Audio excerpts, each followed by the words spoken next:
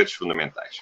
E, portanto, isto é do ponto de vista da substância das coisas, dos direitos. Agora, outra questão que eu queria aqui frisar era saber como é que isto depois se relaciona com a distinção entre direitos fundamentais e direitos humanos. Direitos fundamentais, nós costumamos reservar a palavra para os direitos consagrados nas Constituições, que são leis estaduais, que têm um contexto preciso, portanto, leis que dizem respeito ao Estado, enquanto que os direitos humanos, reservamos essa expressão para estes mesmos direitos, mas quando são consagrados em tratados internacionais, no âmbito do direito internacional público, e não já no âmbito do direito dos Estados.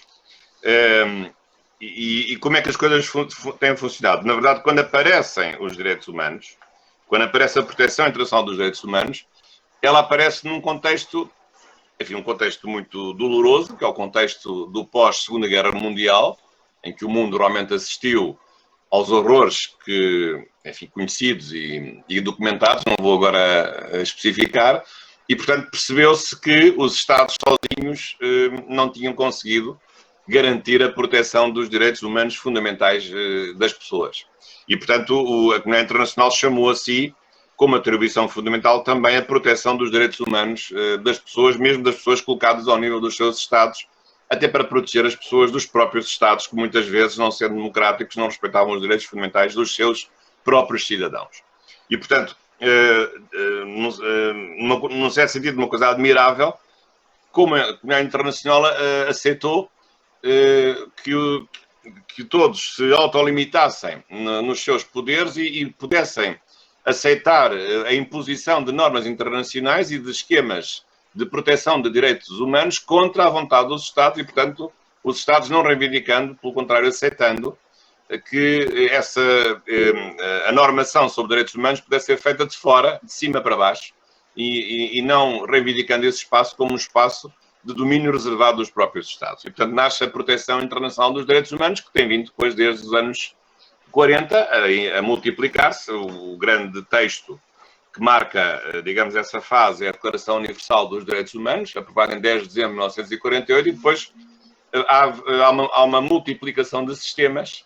Há o sistema das Nações Unidas, que tem como dois textos fundamentais, um pouco posteriores, em 66, os dois pactos de direitos civis e políticos e de direitos económicos, sociais e culturais, e depois os vários continentes vão também construindo os seus próprios sistemas regionais. O europeu foi o primeiro, com uma organização europeia que continua de boa saúde e que tem 47 Estados-membros, se não estou em erro, que é o Conselho da Europa, que a partir de 1950, portanto, ainda antes de aparecerem as comunidades europeias, aprovou uma Convenção Europeia dos Direitos do Homem no âmbito desta organização, que é uma organização política reservada e dedicada à defesa do Estado de Direito, da liberdade e da democracia. Portanto, é uma organização de natureza apenas política, não económica, como é a União Europeia, que hoje também é económica. E na Europa hoje já temos um outro sistema, que é o sistema dentro da própria União Europeia, que não tem 47 Estados, tem 27 Estados-membros, agora com a saída do Reino Unido, mas também tem um sistema sofisticado de proteção dos direitos humanos. E o mesmo sucedeu depois também mais tarde, quer com a América, com a Carta Interamericana dos Direitos Humanos de 1969, no âmbito da Organização dos Estados Americanos, quer depois em África também, com a Organização da Unidade Africana, criada em 1963, hoje que se chama, desde 2000, União Africana, com a Carta Africana dos Direitos do Homem e dos Povos de 1981. E, portanto, estes direitos que se foram desenvolvendo nos Estados, primeira e segunda geração, depois, a partir dos anos 40, 50 ou 60, também foram transferidos para a órbita internacional e também esses direitos foram sendo, digamos, replicados nos vários sistemas, ora em termos universais, ora em cada um dos continentes e às vezes com, obviamente, coincidências de listas. No fundo, temos em cada país, hoje, temos praticamente 3 sistemas a funcionar. Temos o sistema constitucional dos direitos fundamentais, temos o sistema universal das Nações Unidas, porque não há nenhum Estado que não pertence às Nações Unidas, embora nem todos se tenham vinculado aos pactos. E depois temos na sua região, no seu continente, temos um sistema próprio. No caso do Brasil, o sistema americano. No caso da Europa, até temos 2. No caso português, em particular, temos o sistema da União Europeia e o sistema do Conselho da Europa. Portanto, é isto um pouco, digamos, a realidade que os direitos humanos nos trazem. Claro que hoje, falar de direitos humanos pode ser mais complexo do que isto, porque hoje a proteção da pessoa humana no direito internacional tem vindo a diversificar-se por outras vias. A proteção humanitária é uma coisa hoje bastante importante e que já não é tão restrita como era há umas décadas. Aliás, o direito humanitário tem já uma terceira fase, que é o chamado direito de Nova Iorque. O direito humanitário tem vindo a evoluir no século XX. Primeiro o direito da Haia, depois o direito de Genebra e agora o direito de Nova Iorque. E o direito humanitário já é mais amplo do que apenas o direito da proteção das pessoas numa situação de conflito militar e o número de direitos protegidos também se vai alargando um pouco, como também a proteção dos asilados e dos refugiados políticos. E até, num certo sentido, também a proteção dos imigrantes económicos. Também acabam por ter mais alguma proteção do que tinham em relação a umas décadas, aliás, que é necessária perante uma realidade inelutável de uma globalização acelerada que nós passamos a viver a partir do século XXI e depois do fim da União Soviética e depois da queda do segundo mundo, do bloco comunista liderado pela União Soviética. E, portanto, hoje, a pessoa humana hoje é protegida em várias perspectivas, não é só os direitos humanos, mas ainda costumamos distinguir, em matéria de direito internacional público, a proteção dos direitos humanos de um lado, a proteção humanitária, é uma realidade um pouco diferente, a proteção dos asilados políticos, a proteção dos imigrantes é outra realidade, a proteção diplomática ainda é uma outra coisa um pouco diferente, portanto, está tudo ainda há uma distinção de conceitos, embora tudo isto esteja, digamos, a aproximar em grande velocidade de uma única realidade só, aliás, sendo o objetivo também único, claro, o objetivo que é a proteção da própria pessoa humana. Portanto, este é o pano de fundo. Agora, em particular, quais são as questões que se colocam, e agora esse é o ponto central, quais são as questões que se colocam na articulação entre os direitos humanos internacionais e as constituições? Porque, à primeira vista, este tema que eu estou aqui a referir seria um tema inútil. Porque, então, se o direito internacional vem ser o herdeiro dos direitos fundamentais consagrados nas Constituições, até já com pelo menos 2 gerações, o que será natural é que haja aqui um processo de constitucionalização do direito internacional público e, portanto, o direito internacional público tem os direitos humanos que já antes existiam nos Estados, como direitos fundamentais. Isto seria, digamos, a conclusão primária ou inicial. Mas, infelizmente, seria uma conclusão muito rudimentar, demasiado elementar. Porque as coisas não são assim. Porquê que não são assim? Porque, na verdade, embora tivessem começado assim, os direitos humanos, no âmbito internacional, ganharam uma vida própria, um dinamismo, em muitos casos, superior à própria proteção constitucional dos direitos fundamentais. Essa é que é a grande realidade. E, portanto, aquilo que começou por ser uma consequência e uma herança, acabou por se transformar em algo que passou a ser de liderança de uma proteção que era mais antiga, proteção constitucional, mas que acabou por se atrasar no dinamismo e na criação de novos direitos e de novos institutos de proteção da pessoa humana. E, portanto, hoje podemos dizer que o direito internacional dos direitos humanos acaba por ser mais progressista, bem mais progressista do que muitas constituições que têm os seus direitos fundamentais consagrados antes do aparecimento dos direitos humanos, mas que já foram ultrapassados pelos próprios direitos humanos, que, sendo tão recentes,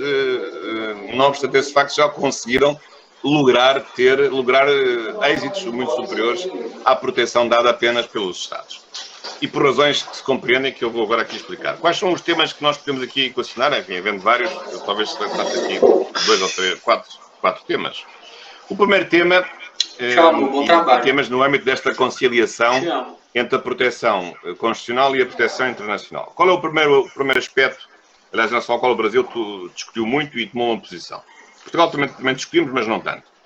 É saber se os direitos humanos que vigoram nos tratados têm, dentro dos Estados, o mesmo valor das Constituições. Portanto, saber qual é o valor hierárquico das normas que consagram direitos humanos. Tem um valor originário de normas de direito internacional, que nós, na teoria tradicional das fontes, são normas infraconstitucionais, mas supralegais, ou em alguns, enfim, mais soberanistas, até têm o mesmo valor das normas legais, como era a teoria do Brasil até há uns anos, que agora mudou, ou os direitos humanos, uma vez que os Estados os reconhecem, também têm o mesmo valor que têm os direitos fundamentais que estão nas Constituições, que, portanto, também são direitos constitucionais. Esta é que é a questão. E eu acho que, evidentemente, só podem ser direitos constitucionais. Aliás, as Constituições para isso apontam, quer a portuguesa, quer a brasileira, de uma forma, aliás, a brasileira de uma forma explícita. A portuguesa diz isso no artigo 16, número 1, que os direitos fundamentais consagrados na Constituição não excluem quaisquer outros que sejam acrescentados, quer pela lei ordinária, quer pelos tratados internacionais. Mas a Constituição brasileira foi até mais longe, porque, aliás, isso foi objeto da emenda 45, porque no artigo 5º não só já o dizia originariamente no parágrafo 2º, que os direitos expressos na Constituição não excluem outros direitos consagrados em tratados, mas depois, na emenda 45, em 2004, salvo erro, acrescentou o parágrafo 3º, dizendo que se esses direitos forem consagrados em tratados que tenham tido a aprovação por 3/5, esses direitos têm um valor de emenda constitucional. Portanto, têm um valor de norma formalmente constitucional. Nós, em Portugal, não chegámos a esse ponto. Por acaso, sempre foi isso que eu defendi já há uns quantos anos, como imagino o tempo passa, na minha tese de mestrado foi sobre esse assunto, uma parte sobre esse assunto. Mas aqui a doutrina portuguesa ainda não totalmente aceitou essa ideia, mas é evidentemente que os direitos humanos consagrados nos tratados, para serem direitos fundamentais, têm que ter o mesmo valor dos direitos que são considerados fundamentais. E qual é a singularidade dos direitos fundamentais? Porquê é que eles são fundamentais? Por uma razão muito óbvia, porque são direitos constitucionais. Porque senão não seriam fundamentais. Claro que eles são fundamentais do ponto de vista material, a chamada fundamentalidade material. Mas isso não chega. Para que eles sejam verdadeiramente fundamentais em termos materiais, para que se imponham, também tem que ter uma fundamentalidade formal. E ela só pode ser dada através de serem reconhecidos por normas que sejam hierarquicamente superiores e que tenham um valor de normas formalmente, ou hierarquicamente constitucionais, ou formalmente constitucionais. E, portanto, eu penso que em relação a esse assunto, o assunto ficou resolvido e, portanto, hoje ninguém discute o valor, ou ninguém põe em causa o valor constitucional dos direitos humanos consagrados pelos tratados, sobretudo quando eles acrescentam novos direitos àqueles que já existiam nas Constituições. Eu sei que a questão não é uma questão pacífica no Brasil, porque a questão foi sendo suscitada, digamos, antes da emenda 45, sobretudo na relação do tratado com a lei ordinária. Enfim, estou a recordar do célebre caso da proibição da prisão por dívidas, que está consagrada no Pacto de São José da Costa Rica, mas a chamada convencionalidade dos direitos humanos, mas evidentemente com a emenda 45 o problema ficou resolvido e, portanto, a questão ficou ultrapassada.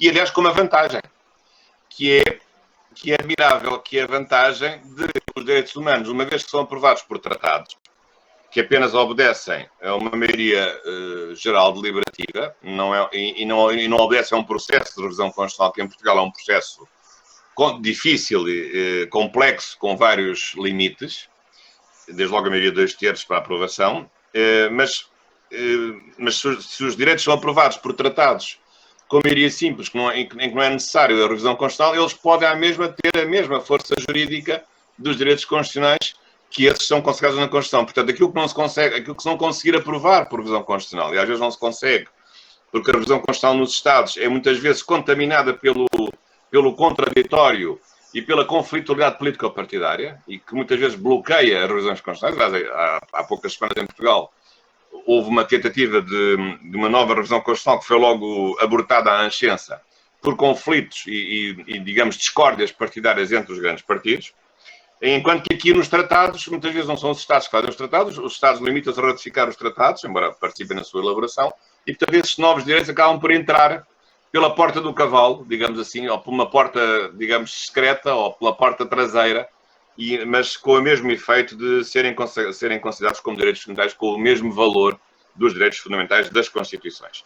E muitas vezes os partidos políticos até agradecem, porque assim não têm que mostrar que estão de acordo uns com os outros, porque os partidos querem mostrar que estão em desacordo, porque querem ter um capital político de queixa e querem manifestar as suas diferenças para terem votos, não é? E portanto, se os partidos se unem entre si, não têm interesse nenhum neste discurso unitarista, porque esse discurso é um discurso que é, digamos, contraproducente do ponto de vista da popularidade digamos, das questões de natureza eleitoral, em que os partidos, evidentemente, têm tem que equacionar, porque a vida deles é ganhar as eleições. Essa que é a sua função e o seu objetivo. Mas esse é um primeiro aspecto. Depois, um outro aspecto que é importante, que eu gostava aqui de referir, é o aspecto que já referi um pouco, que é o caráter mais progressista dos direitos humanos em relação aos direitos fundamentais nas Constituições.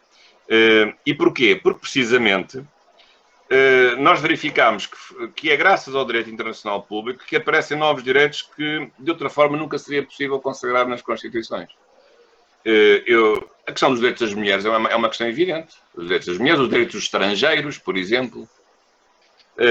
Ou no caso aqui, que já falei no vosso caso da prisão por dívidas, a proibição da prisão por dívidas, ou no caso aqui em Portugal, que tem sido muitas vezes discutido, e Portugal foi muitas vezes condenado no Tribunal Europeu dos Direitos Humanos, que é um tribunal do Conselho da Europa, que é o direito à celeridade da justiça.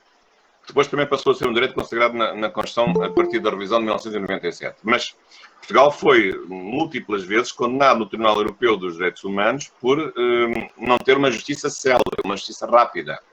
Porque há o célebre artigo 6º da Convenção Europeia dos Direitos Humanos que diz que a justiça tem que ser equitativa e célere. Depois não diz em que é que consiste a celeridade da justiça, mas certamente que um processo que demora 10 anos ou 15 anos, que houve muitos, não são certamente processos céleres. E, portanto, Portugal foi condenado por isso. E, portanto, pode então haver aqui novos direitos, um alargamento da tipologia dos tipos de direitos fundamentais que vêm de fora para dentro, que são trazidos por novos direitos consagrados por novas convenções internacionais. Em matéria dos direitos humanos das mulheres, isso é evidente. A Convenção de Istambul, por exemplo, que é uma realidade nova que muitos países por dentro nunca conseguiriam aprovar. Aliás, infelizmente, alguns países querem fazer um retrocesso na proteção dos direitos das mulheres no âmbito da Convenção de Istambul. Aliás, a começar precisamente pelo país onde está Istambul, que é a Turquia, que quer, não sei se já saiu ou quer sair da Convenção de Istambul, que é uma coisa realmente lamentável. Mas, portanto, há aqui um conjunto de proteções, de progressos ao nível de novos direitos humanos que são consagrados lá fora de tratados e que depois acabam por chegar, por força das cláusulas de recepção, às próprias Constituições. E isso penso que é extremamente importante. Depois há aspectos que são aspectos mais de natureza mais técnica, mas que também são importantes. Já falei das coisas, agora um terceiro aspecto que é o seguinte, que é o aspecto de saber como é que é feita a aplicação desses mesmos direitos. E aqui talvez possa acontecer um pouco o contrário. Isto é, aqui os direitos nacionais ou os direitos fundamentais podem ajudar ao direito internacional público, que são os problemas relacionados com a aplicação imediata dos direitos humanos. Sabem que no direito internacional muitas vezes os tratados não são self-executing. São tratados que ficam a depender de uma intervenção posterior dos Estados. Claro que é uma intervenção que acontece logo no âmbito da ratificação, mas muitas vezes depois de ratificados os tratados não são auto-executáveis, não são self-executing e carecem de uma intervenção dos Estados que têm que fazer as leis de aplicação desses mesmos tratados. Sabem que a regra no direito constitucional não é essa. Aliás, é o parágrafo 1º do artigo 5º na vossa Constituição, o artigo 18 na Constituição Portuguesa, os direitos e garantias têm aplicação imediata. Ou aplicação direta, digamos assim, talvez mais direta do que imediata. E, portanto, isso significa que não estão dependentes da vontade do legislador, porque se estivessem dependentes da vontade do legislador, então esses direitos não ficariam, digamos, numa posição altamente desfavorável. Portanto, estar-se-ia, nesse caso, a inverter a pirâmide das coisas. E, portanto, não seria a Constituição que estaria em cima, mas a Constituição ficaria dependente da lei e não a lei a depender da Constituição. Ora, este aspecto pode ser importante para que os direitos humanos lá fora possam, neste caso, beneficiar da exportação do Instituto da Aplicação Direta dos Direitos Humanos, direta e imediata, embora também lá fora, hoje, se reconheça, lá fora nos direitos humanos, se reconheça, sobretudo nos direitos humanos, se reconheça o quê? Se reconheça a chamada existência de obrigações internacionais erga omnes, ou seja, os Estados, mesmo que não tenham ratificado os tratados sobre direitos humanos, em alguns casos, já tem havido decisões judiciais, até do próprio Tribunal Internacional de Justiça, que se aceita que os Estados, não obstante o facto de terem manifestado uma vontade contrária, tácita ou expressa, eles ficam à mesma abrangidos por direitos humanos que sejam formulados por tratados dos quais eles não façam parte. Isto é aquilo que nós chamamos de obrigações internacionais erga omnes, isto é, que se impõem a todos, mesmo àqueles que tenham formulado vontade contrária de consentirem na sua vinculação.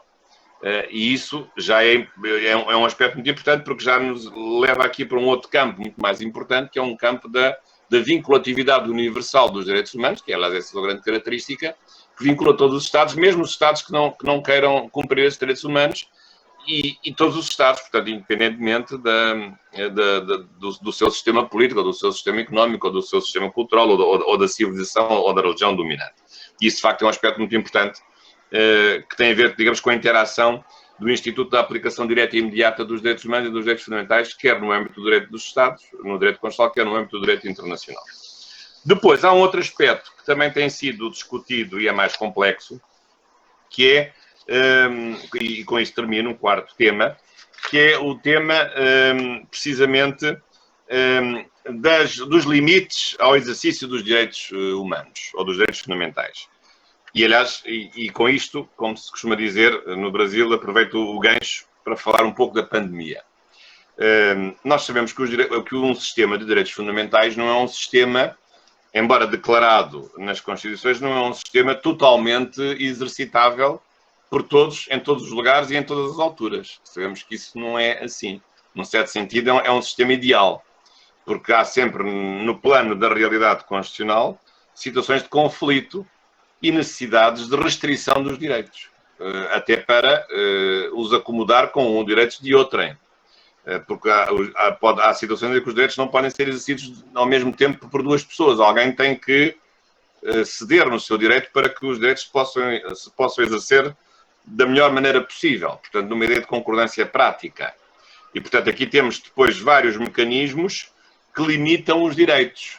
Temos o estado de emergência, ou o estado de exceção, nas condições mais dramáticas, quando há, de facto, crises que justifiquem a exceção constitucional, ou temos depois instrumentos ordinários de limitação legislativa dos direitos, as chamadas restrições legislativas, ou algumas também até de natureza administrativa, e depois também temos muitas vezes cláusulas que limitam o exercício que fica condicionado dos próprios direitos humanos. Aliás, aqui neste aspecto, um assunto que em Portugal suscitou sempre muitas dúvidas, foi saber até que ponto se podia aplicar em Portugal o artigo 29 da Declaração Universal dos Direitos Humanos, que é uma cláusula que estabelece um limite geral ao exercício dos direitos, dizendo que os direitos, sim senhor, devem ser exercidos, mas pode haver restrições ou limitações ao seu exercício para a defesa da ordem pública ou da moral pública dentro do contexto de uma sociedade democrática. Portanto, isto é, a ideia é sempre de que, e penso que isso é importante, mas é difícil de aferir uma posição específica, é a ideia de que os direitos não são absolutos. Os direitos, cada direito de per si, pode ser confrontado com um limite próprio, porque ele tem que ser acomodado com o exercício dos direitos dos outros. E portanto, como a realidade é uma realidade finita, a realidade constitucional não é uma realidade ilimitada, não é uma realidade sem limites, é uma realidade com os seus limites próprios. Os direitos muitas vezes têm que ser conciliados uns com os outros, mas isso tem que ser feito de uma forma, digamos assim, racional, argumentativa, não de uma forma caprichosa, não de uma forma, digamos, arbitrária. E, portanto, esse é que é o grande desafio que se coloca, quer no âmbito de uma restrição, quer no âmbito da definição dos limites de direitos concorrenciais ou de direitos colidentes, através de, porventura, de uma teoria da ponderação de bens ou de uma teoria que determina a preferência ou a prevalência de certos direitos em função de outros direitos por causa da sua maior valia ética intrínseca desses mesmos direitos. Agora, em relação, o que é que isto tem a ver com a pandemia? Tem a ver com a pandemia por uma razão simples, porque nós hoje percebemos que o valor da saúde pública era sobretudo visto como um valor individual, o direito à saúde individual, isto é, o direito a que o Estado prestasse, digamos, serviços de saúde para dar saúde às pessoas individualmente consideradas. Mas a verdade é que a saúde individual também fica dependente de condições que garantam a saúde dos outros, porque a não saúde dos outros também acaba por determinar a nossa não saúde, ou a nossa morte, no limite, pode conduzir-nos à morte. E, portanto, nós verificamos um pouco em todo o mundo que neste contexto da pandemia não temos os instrumentos apropriados ao que está a passar. Aliás, Portugal agora tem vivido aqui uma situação dramática porque estamos na chamada quarta vaga da epidemia, e as questões de natureza jurídica ou constitucional são inúmeras e neste momento nós não vivemos em estado de emergência, vivemos numa coisa que se chama estado de calamidade no âmbito da proteção civil, mas eu diria que isto é mais um estado de caos constitucional que nós estamos a viver, porque não sabemos bem. Ainda há pouco me ligou uma jornalista, agora há uma regra para este fim de semana que só se pode entrar no restaurante quando se faz um teste de Covid-19. Na semana passada ninguém podia sair da região de Lisboa e do Porto, nem entrar nem sair. Mas era só ao fim de semana, durante a semana podia. Agora este fim de semana já se pode entrar e sair, mas agora só se pode ir ao restaurante fazendo um teste à entrada do restaurante. Portanto, isto todas as semanas as regras mudam e, como imagino, estas regras são regras muito importantes porque isto tem a ver com o exercício da liberdade económica dos donos dos restaurantes e dos espetáculos, tem a ver com a liberdade de mobilidade das pessoas, digamos, a liberdade de ir e vir, e tem a ver com outras questões que agora se colocam. A França agora já põe a hipótese de fazer com que a vacina seja obrigatória, pelo menos para os grupos, os profissionais de saúde. Eu até aceitaria isso, mas tem que ser com alguns limites. E, portanto, há aqui uma série de questões novas que esta pandemia tem vindo a suscitar. E porquê? Porque os instrumentos de crise que nós tínhamos eram instrumentos de crise para fazer face a crises rápidas, a crise de curta duração, golpe de Estado, um terremoto e coisas assim. A pandemia não é uma crise rápida, é uma crise longa. E é uma crise, ainda por cima, uma crise que se impregna num certo, digamos, no tecido social em várias áreas. Digamos, não é só uma crise militar, não é só uma crise política, não é uma crise numa região do país, mas é uma coisa que é transversal a toda a sociedade e põe em causa todas as dimensões de uma sociedade, quer a parte política, quer a parte económica, quer a parte social. E, portanto, não é fácil, de facto, configurar um regime que permita ter medidas de restrição das liberdades cívicas, que sejam medidas duradouras, portanto, e que ultrapassam todos os critérios, que são sempre curtos no tempo, dos estados de exceção. Mas, por outro lado, também não podemos aceitar que as medidas sejam só medidas de natureza ordinária, porque as restrições são bastante severas e aparentam muitas vezes essas restrições a situações de verdadeira suspensão dos direitos fundamentais. E, portanto, em muitos países da Europa tem havido respostas diferenciadas. Na minha tese de doutoramento, que estudei sobre o estado de exceção, tive a ocasião de ver alguns regimes europeus, mas aquilo que se vê hoje é que digamos, cada país escolhe um pouco um caminho original que os tribunais têm aceitado, na maior parte dos casos, noutros casos não.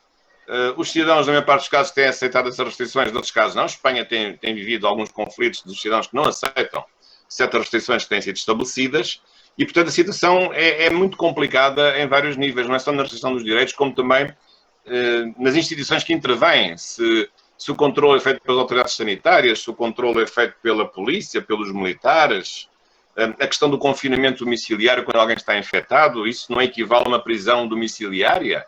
Não devia ser determinada por um juiz, mas é determinada por um delegado de saúde, que não é um juiz, que não tem a autoridade que tem um juiz.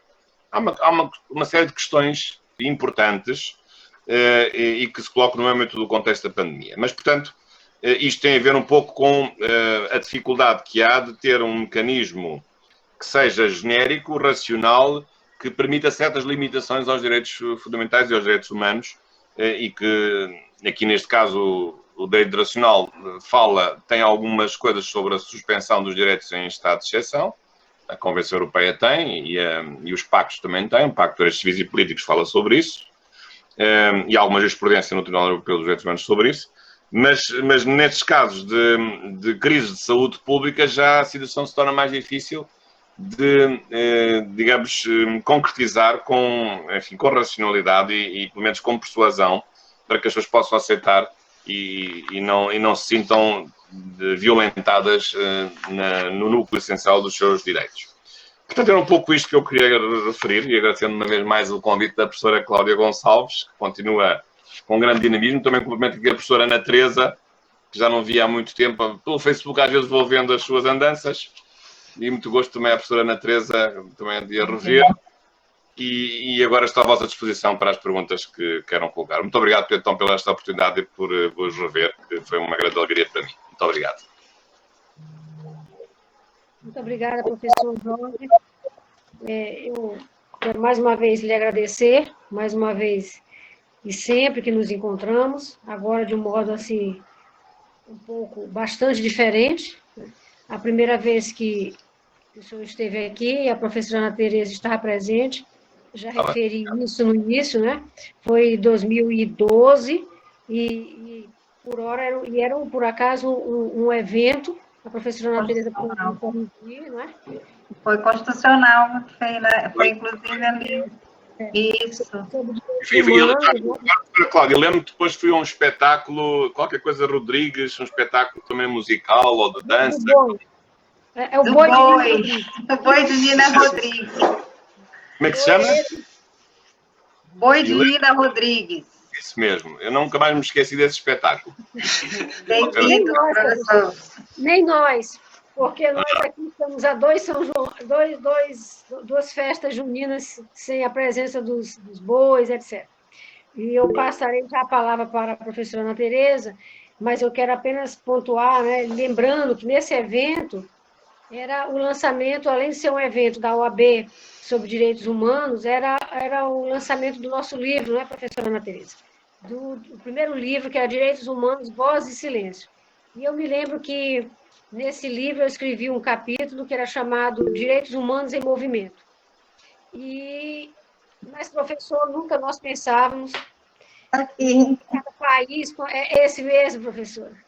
E cada país com as suas dores, não é? Umas mais profundas do que outras, enfim, mas nunca pensávamos que esses direitos estariam tão movimentados.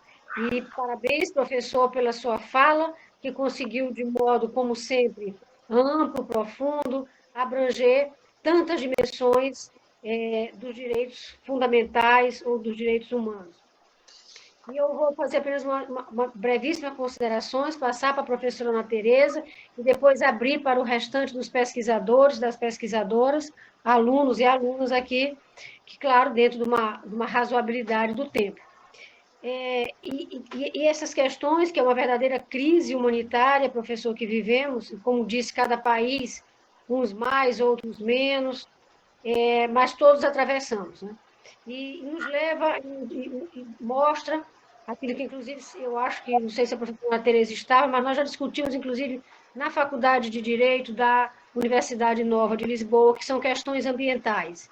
Porque também a crise, o coronavírus e tudo mais põe em xeque como vivemos, até onde avançamos, e esses reflexos talvez da exacerbação de uma nova era geológica que alguns já chamam de antropoceno. Então, entre Pico della Mirandola, que tem aquela visão do ser humano, um ser perfeito, miraculoso, pode ser, e o outro, um cérebro livre,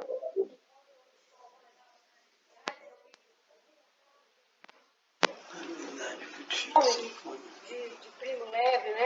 Um professor de física, de química, que passou pelo Holocausto, pela experiência do Holocausto. Então, entre um e outro, existem questões. Seres humanos encarnados, vivendo, e problemas, e até com pouca reflexão, porque, na verdade, temos um carrossel tão grande de questões políticas, sociais, econômicas, muitas vulnerabilidades, tanto para os países primários e outros. E nós estamos debaixo da vida pela família,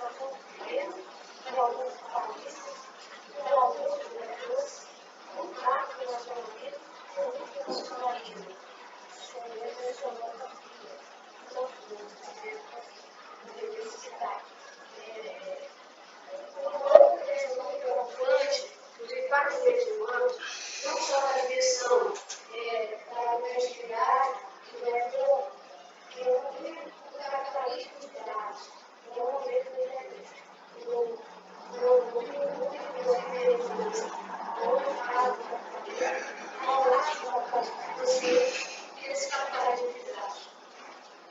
Se coloca na internet uma pesquisa, a produção fará. Não, isso não faz. E vai ficar que a nossa vida se resume a ficar sentado no sofá. Impressionante. A inteligência artificial. Não dá, esse serviço é muito diferente. A nossa conquista, uma vida, uma edição, alguns mais fortes. Alguns devem à frente, atualmente, essa geopolítica do mundo, ela muda. E quando eu vejo humanos que não propriamente uma pergunta, não gostaria que os colegas respondessem tão pouco essas questões, mas essa é a minha opinião. Eu acho que nós queremos que seja o nosso método de estudo. Está bastante fragilizado. E agora, esse máximo do protocolo de Sinai seria dos sinais de comprometimento dos países com direitos humanos, com democracia, e caso a Constituição do Brasil, que vocês não viram, são muito a professora Cristina, ela é muito próxima de proteção de direitos fundamentais, no Uruguai, e no Paraguai, desde as estabilidades também. Mas fala do nosso bloco, fala do passo do momento.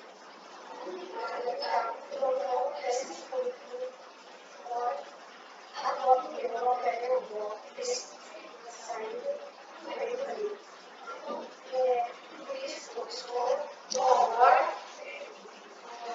uma discussão, e também sua disposição da norma, do colega, que é essa visão histórica e ao mesmo tempo prática dessa relação binária, direito humano, direito regionais. Eu já estava de agradecer, mas passar a palavra para a professora Pedro.